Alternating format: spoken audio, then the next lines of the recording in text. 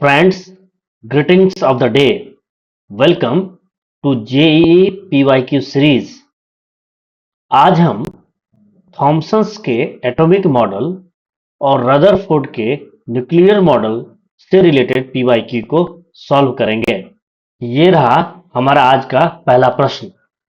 If the Thompson model of the atom was correct, then the result of Rutherford's gold foil experiment would have been।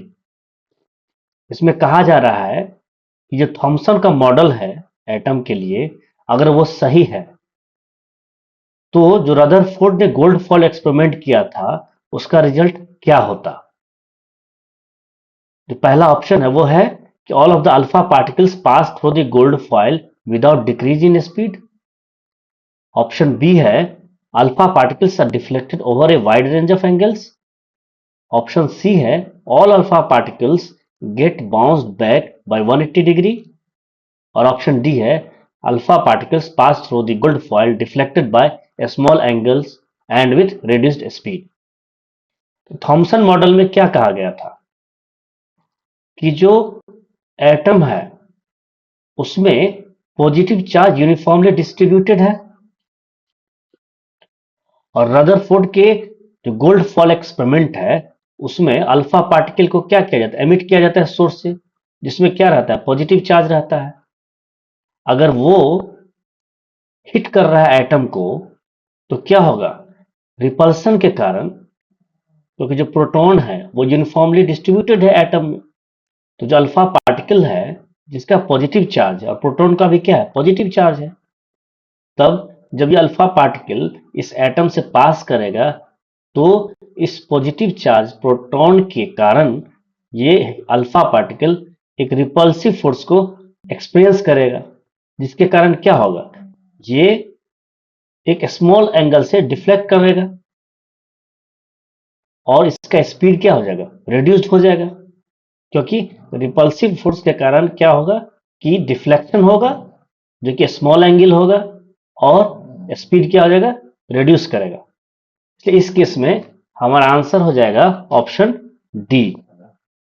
ये रहा हमारा अगला प्रश्न।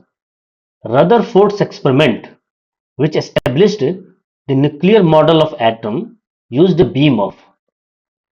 इसमें पूछा जा रहा है कि रदरफोर्ड के एक्सपेरिमेंट में जो बीम यूज हुआ है वो कौन सा बीम था। क्या वो बीटा पार्टिकल्स था विच impinged on metal foil and got absorbed, या फिर वो gamma rays which impinged on a metal foil and got scattered, या फिर वो हीलियम एटम्स था which impinged on a metal foil and got scattered, या फिर वो हीलियम न्यूक्लियाई था which impinged on a metal foil and got scattered।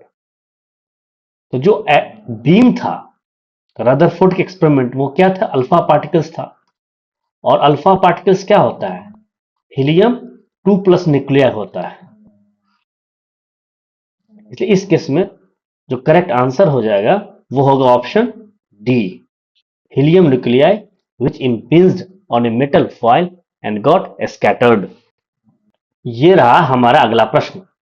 Rutherford's alpha particle scattering experiment eventually led to the conclusion that option A, mass and energy are related, option B, electrons occupy a space around the nucleus, option C, neutrons are buried deep in the nucleus, option D, the point of impact with matter can be precisely determined।